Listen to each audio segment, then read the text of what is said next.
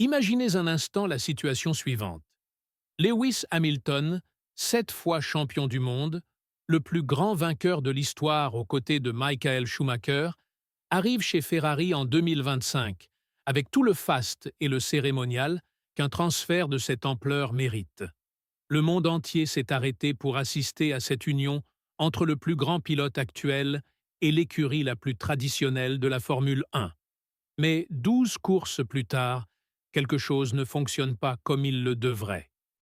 Et lorsque même d'anciens pilotes de la catégorie commencent à faire des déclarations qui font l'effet d'un couteau, il est temps de se demander: sommes-nous en train d'assister à l'un des plus grands échecs de l'histoire récente de la Formule 1? David Coulthard, ancien pilote écossais et l'une des voix les plus respectées du paddock, n'a pas pu se retenir. Dans une récente interview, il a été direct. C'est inconfortable de voir Lewis chez Ferrari. Inconfortable. Ce mot résonne d'une manière qu'aucun fan de Hamilton ne voudrait entendre, surtout venant de quelqu'un qui connaît les coulisses de la catégorie comme peu de gens. Lorsque Lewis Hamilton a annoncé son départ de Mercedes pour Ferrari, le monde de la Formule 1 s'est littéralement arrêté. C'était le transfert du siècle, l'union parfaite entre tradition et excellence. Hamilton arrivait en tant que septuple champion du monde, à 40 ans, avide de remporter son 8e titre mondial avec l'écurie dont rêve tout pilote. Les attentes étaient astronomiques. Sur le papier, le mariage semblait parfait. Mais la réalité s'est avérée bien différente des attentes. 12 Grands Prix ont déjà été disputés en 2025 et Hamilton n'a toujours pas réussi à monter sur le podium d'une course principale avec Ferrari. Oui, vous avez bien lu. 0 podium lors des courses du dimanche.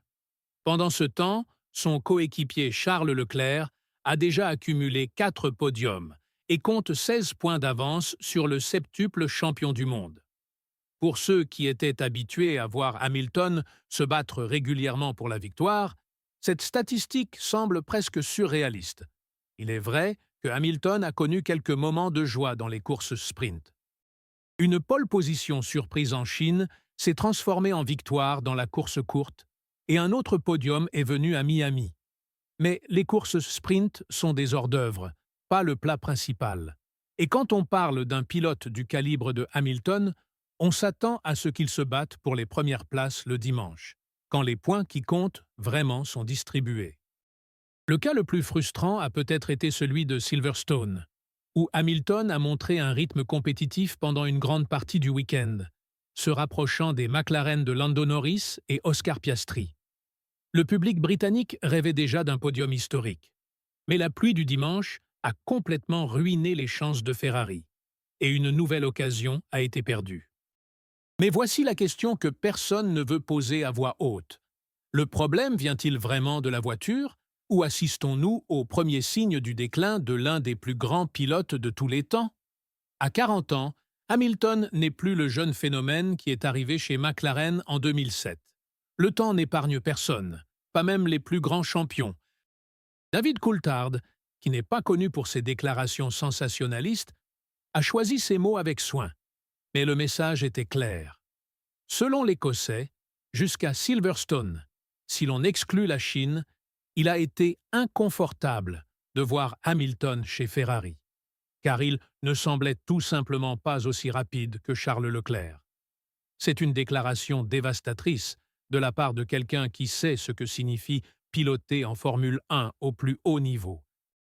Le plus intéressant est que Coulthard admet que la Ferrari de Hamilton à Silverstone semblait plus compétitive, mais il se demande lui-même si cela était simplement dû au soutien du public local ou si cela représente réellement un changement de niveau. Combien de fois avons-nous vu des pilotes se surpasser chez eux pour revenir à leur niveau précédent lors de la course suivante? Charles Leclerc, en revanche, montre pourquoi il est considéré comme l'un des plus grands talents de la génération actuelle. À 27 ans, au sommet de sa carrière, il connaît Ferrari comme sa poche. Il a des années d'expérience avec la voiture, l'équipe et les ingénieurs. Hamilton est arrivé comme un étranger dans le nid, essayant de s'adapter à une culture complètement différente. Et nous arrivons ici au cœur du problème. La Ferrari de 2025 est-elle vraiment une voiture compétitive? Ou Leclerc tire-t-il le maximum de la voiture, tandis que Hamilton cherche encore les limites de la machine? Les 4 podiums de Leclerc suggèrent qu'il y a du potentiel. Mais l'absence totale de Hamilton sur les podiums dimanche indique que quelque chose de fondamental ne fonctionne pas. La pression psychologique ne peut pas non plus être ignorée. Hamilton est arrivé chez Ferrari avec le poids d'être le pilote qui allait enfin ramener le titre de champion du monde à Maranello après des années de frustration. Les tifosi placent en lui des espoirs qui vont bien au-delà des simples résultats de sportifs. C'est presque une question d'honneur national. Et lorsqu'un pilote ressent ce poids sur ses épaules, surtout à 40 ans, ses performances peuvent en être considérablement affectées. Le plus inquiétant est peut-être le fait que Hamilton se rapproche de plus en plus du style de Leclerc dans les dernières courses. Cela suggère qu'il essaie de copier ce que fait le monégasque, plutôt que d'imposer son propre style. Un Hamilton, au sommet de sa carrière, ne ferait jamais cela. Voir le septuple champion suivre les traces d'un autre pilote est pour le moins préoccupant. La dure réalité est que Hamilton est régulièrement devancé par un coéquipier de 10 ans, son cadet, au volant d'une Ferrari qui a clairement le potentiel pour monter sur le podium. Cela soulève des questions fondamentales sur l'avenir de la carrière du Britannique. Parviendra-t-il à s'adapter complètement à la voiture? A-t-il encore la vitesse nécessaire pour concourir au plus haut niveau? Le plus ironique dans tout cela, c'est que la Ferrari de 2025 n'est pas une mauvaise voiture. Les résultats de Leclerc le prouvent. Mais une voiture qui fonctionne parfaitement pour un pilote peut être un cauchemar pour un autre. Et c'est peut-être exactement ce qui se passe. Hamilton pilote peut-être une machine qui ne correspond tout simplement pas à son style.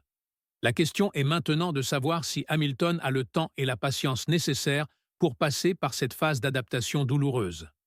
À 40 ans, chaque course perdue est une occasion qui ne se représentera pas. Et avec des pilotes comme Max Verstappen chez Red Bull et Lando Norris chez McLaren en grande forme, la fenêtre d'opportunité pour Hamilton de remporter son 8e titre mondial se referme rapidement. Ce qui rend tout cela encore plus dramatique, c'est le fait que Hamilton a toujours été un pilote qui aime la pression. Plus le défi était grand, mieux il répondait. Mais aujourd'hui, pour la première fois depuis longtemps, il semble succomber à la pression au lieu de s'en servir comme carburant. Et lorsqu'un champion du monde commence à montrer des signes de vulnérabilité, le déclin peut être beaucoup plus rapide que quiconque ne l'imagine. La déclaration de David Coulthard n'était pas une attaque gratuite. C'était l'observation honnête d'un ancien pilote qui reconnaît le talent quand il le voit et qui est sincèrement préoccupé par ce qu'il a vu. Quand quelqu'un du calibre de Coulthard dit qu'il est mal à l'aise de voir un septuple champion du monde, c'est que la situation a vraiment atteint un point critique. Le plus triste dans tout cela est peut-être le fait que Hamilton a toujours rêvé de piloter pour Ferrari. C'était l'objectif de carrière qu'il lui restait à atteindre. Et maintenant qu'il y est enfin, les choses ne se passent pas comme prévu. C'est presque comme regarder un film où le héros obtient enfin tout ce qu'il a toujours voulu, mais découvre que la réalité n'a rien à voir avec le rêve. L'avenir nous dira si Hamilton parviendra à renverser la situation et à retrouver la vitesse qui a fait de lui l'un des plus grands pilotes de tous les temps. Mais une chose est sûre, voir Lewis Hamilton lutter pour trouver sa place chez Ferrari est, comme l'a dit Coulthard, véritablement inconfortable. Et venant d'un septuple champion du monde, c'est peut-être le constat le plus brutal de tous. Qu'en pensez-vous? Hamilton a-t-il encore le temps de s'adapter complètement à Ferrari et de se battre à nouveau pour la victoire? Donnez votre avis dans les commentaires et abonnez-vous à la chaîne pour ne manquer aucune analyse sur les coulisses les plus chaudes de la catégorie.